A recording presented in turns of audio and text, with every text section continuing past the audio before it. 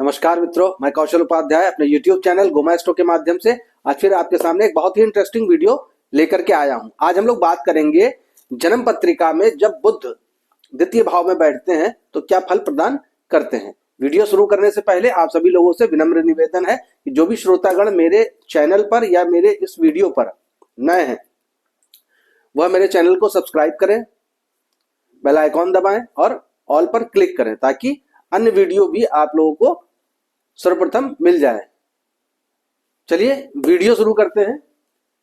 बात करते हैं जन्म पत्रिका में द्वितीय भाव में बुध के बैठने की। तो देखिए लिखा हुआ है, जन्म कुंडली में द्वितीय भावगत बुध होने से जातक विद्वान, चतुर, वेदज्ञ, विज्ञान कुशल, दृढ़ संकल्प, मिष्टभाषी, वक्ता, उत्तम शील स्वभाव का, सुखी, पुत्रवान, गुरुवत्सल और राजा से सत्कार पाने वाला होता है। बहुत अच्छे गुण होते हैं जब बुध ग्रह द्वितीय भाव में बैठते हैं। द्वितीय भाव कुटुंब का है, द्वितीय भाव वाणी का है, द्वितीय भाव धन का है। तो बुध अगर द्वितीय भाव में जन्म पत्रिका में बैठे हैं या जन्म कुंडली में बैठे हैं तो जातक विद्वान होता है, चतुर होता है, बहुत ही विद्वान होगा, बहुत ही चतुर होगा, वेदज्ञ, वेदों का ज्ञाता होगा, विज्ञान कुशल, विज्ञान में भी बहुत ही कुशल होगा या विज्ञान में बहुत ज्यादा रुचि लेता होगा।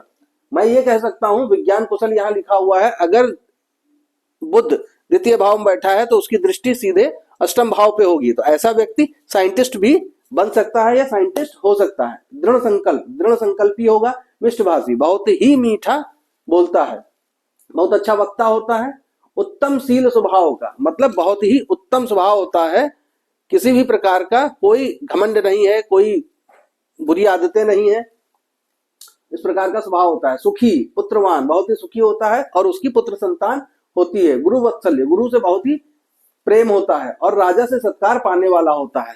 राजा से सत्कार पाने का मतलब ये हो गया कि पुराने समय में राजा बोला है, इस समय में हम शासन से कहेंगे, शासन से सत्कार पाने वाला होता है। ऐसे जातक को बहुत प्रकार से धन मिलता है। ऐसा जातक जो है वो नाना प्रकार से धन प्राप्त करता है या कमाता है। धन नष्ट होने पर पुनः धन की प्राप्ति भी होती है। देखिए अगर द्वितीय भाव में बुध बैठा है तो आपका धन नष्ट भी अगर हो जाए तो पुनः आपको धन की प्राप्ति हो जाती है। उसके पास स्वार्जित धन होता है।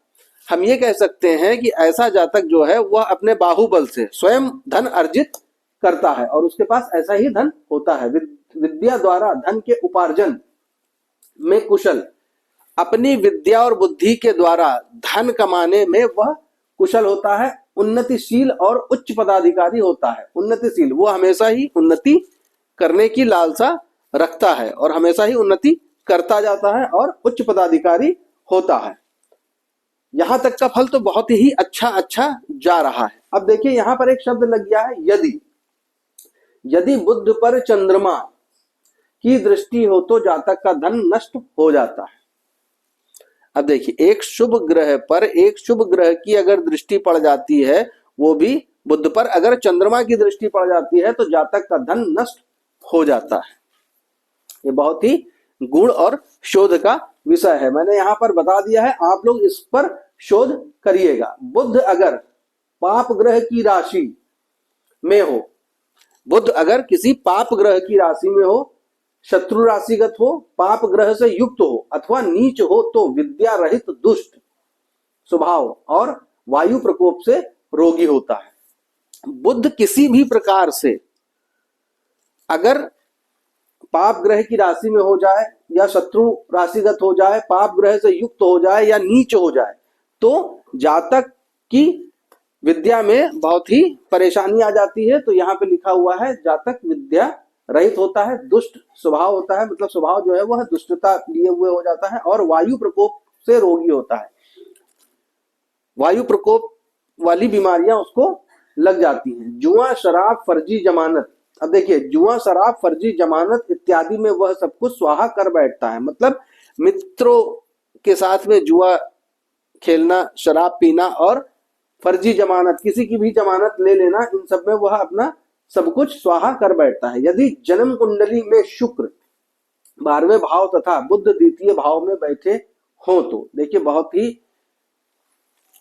यहाँ पर महत्वपूर्ण जानकारी दी जा रही है कि यदि जन्म कुंडली में शुक्र 12वें भाव तथा बुध द्वितीय भाव में बैठे हो तो जातक का संबंध अपनी साली से बन जाता है। ऐसे जातकों को बड़ा ही सावधान रहना चाहिए, जिसके फलस्वरूप जातक का धन मान यश तथा गृहस्थ सब कुछ लुट जाता है। इस प्रकार के अगर संबंध बन जाते हैं घर में ही तो अपनी पत्नी को धोखा देने की वजह से यहाँ पर धन मान यश तथा गृहस्थ सब कुछ लुट जाता है, मतलब सब कुछ बर्बाद हो जाता है। ऐसे जातक को हम उम्र साली सरहज तथा भाभी से दूर रहना चाहिए। यही इसका उपाय है कि ऐसे व्यक्ति को अपनी हम उम्र साली सरहज या भाभी से दूर रहना चाहिए। किसी भी प्रकार से बातों का संबंध तो ठीक है, लेकिन बहुत ही नजदीकी संबंध नहीं होना चाहिए। तो यह था द्वितीय भावगत बुध के बैठने का फल। यह जानकारी आप लोगों के लिए बहुत ही महत्वपूर्ण होगी। हम फिर मिलेंगे नेक्स्ट वीडियो में। नमस्कार, जय श्री राम।